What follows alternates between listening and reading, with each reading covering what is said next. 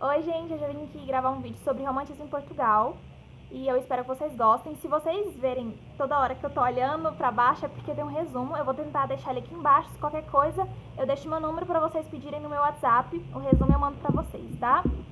Vamos começar logo. O romantismo em Portugal tem muitas características parecidas com o romantismo brasileiro, realmente muitas. Mas a gente vai aprender um pouco essa diferença, mas eu acho muito importante vocês aprenderem romantismo em Portugal, porque vocês já vão estar meio com a ideia bem, assim, aberta quando vocês forem estudar romantismo no Brasil. Vamos começar logo, senão vou enrolar. Foi durante o século XIX, ele começou em 1825 com a publicação de Camões, de Almeida Garrett, e terminou em 1865 com a questão da Coimbra, já o início da próxima escola literária, que é o realismo. Quais foram os contextos, tipo, em que contexto que aconteceu, em que contexto iniciou, enfim, o romantismo.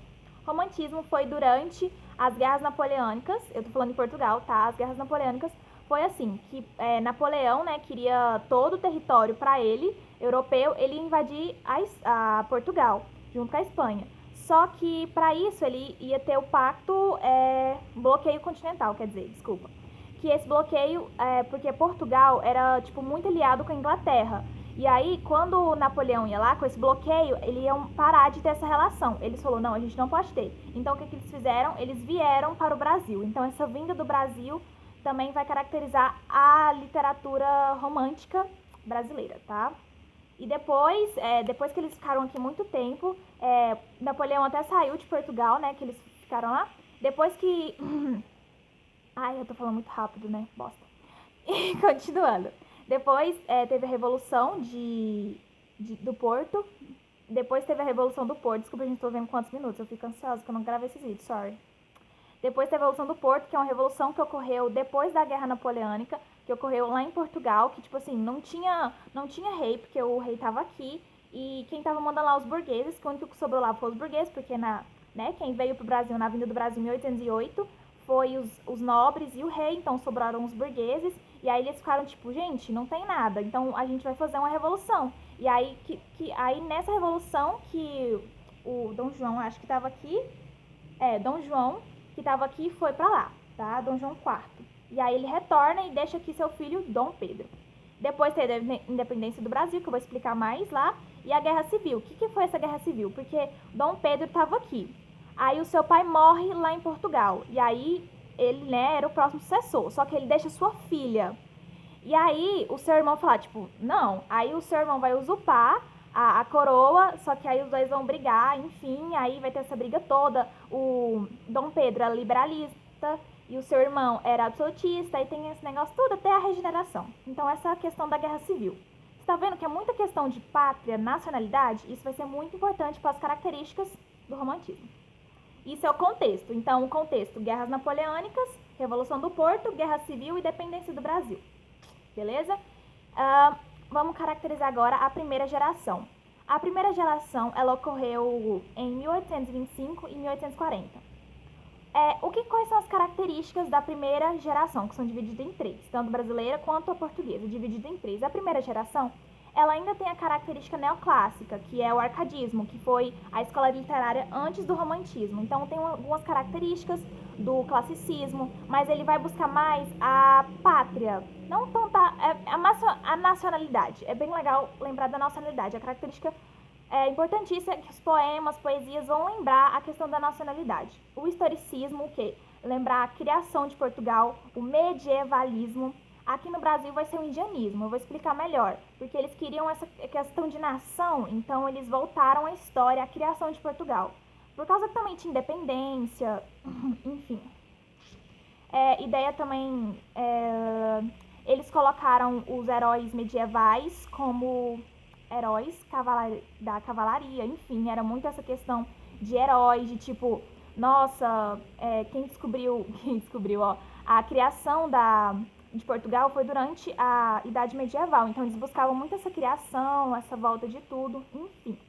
Tem como heróis portugueses, né, como eu falei. E tradições antigas. Então, essa primeira geração é mais essa tradição antiga, buscar essas coisas de nacionalismo e um pouco de neoclassicismo, bem pouco. tá?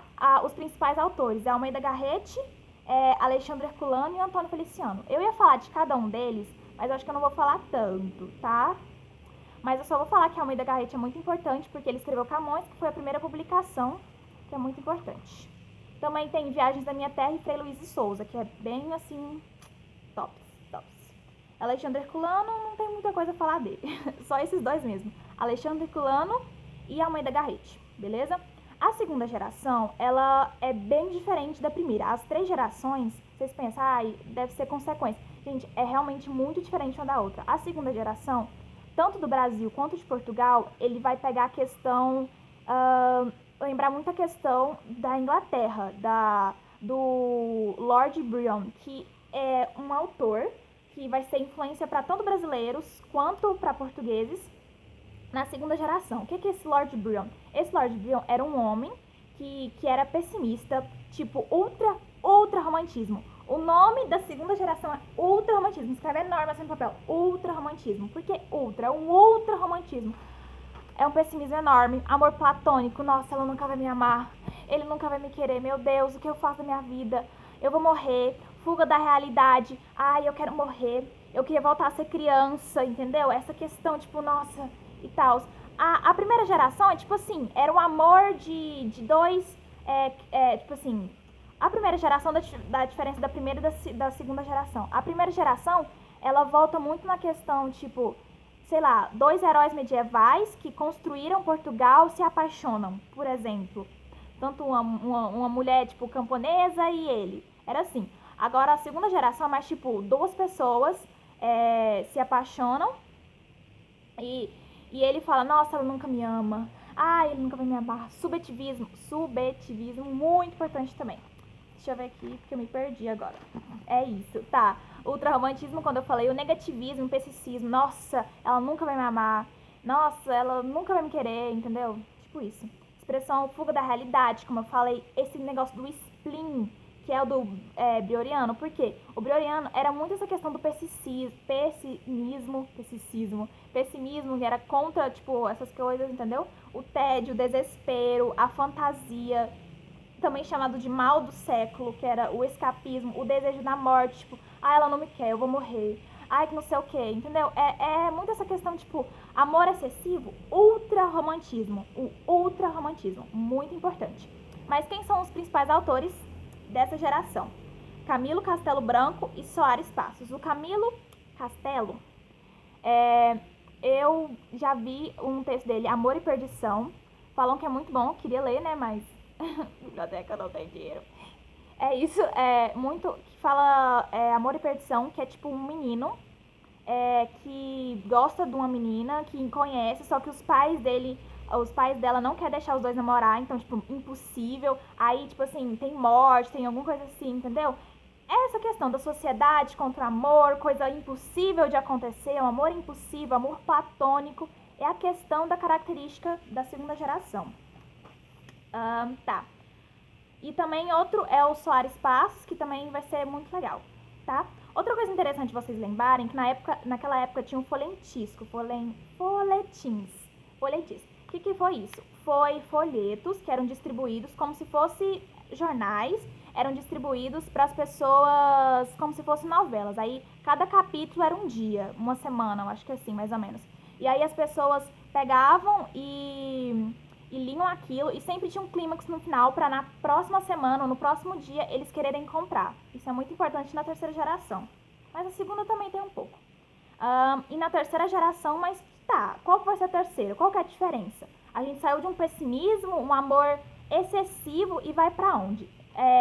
A terceira geração do Brasil e de Portugal vai ser muito diferente, mas eu vou explicar na próxima aula, que é de romantismo brasileiro, tá? Eles vão voltar para a questão do pré-realismo. Então, já vai ser uma questão nada a ver com o ultrarromantismo, nada a ver. Já vai voltar para as características românticas, poucas características românticas, tá? Não voltar tanto, quer dizer, ao contrário, desculpa, mas para o pré-realismo. Eu vou citar os dois autores para vocês entenderem. O João de Deus e o Júlio Diniz. O Júlio Diniz é o mais famoso. Ele era contra o pessimismo, então era a vida no campo. Então não era, tipo, fuga da realidade, era vida no campo, final feliz, tinha tese moral. Já é um pré-realismo realismo, entendeu? Que é a próxima escola literária. Tinha uma tese moral, eram longas narrativas, era uma coisa assim, amor possível, um amor feliz, final feliz, Barbie, entendeu? Era tipo isso. Era mais assim, possível. É isso. Só pra vocês terem uma noção. Autores, João de Deus e Júlio Diniz, tá? Então, vou dar uma recapitulada em tudo. Resumão. Caiu tudo no chão, é isso. Resumão. Então, o contexto histórico: guerras pré-napoleônicas, guerra civil, independência do Brasil, a Revolução do Porto. Primeira geração, volta ao nacionalismo, historicismo, volta à história da criação de Portugal, entendeu? Volta nisso. Os autores... Calma, gente, meu caiu no chão, vou pegar. Os autores: Almeida Garrett, Alexandre Herculano. Meu Deus, tremeu tudo. Tá, os autores, agora segunda geração, a geração do ultrarromantismo, o amor excessivo, o pessimismo, o fuga da realidade, ela não quer me amar, eu vou morrer. Os principais autores: Castelo Branco e Soares Passos. Terceira geração, é a geração do amor possível, a vida no campo, final feliz, pré-realismo. E os principais autores é João de Deus e Júlio Diniz. É isso, gente, muito obrigada, deixa o like, já tem 11 minutos de vídeo. Bom simulado pra vocês.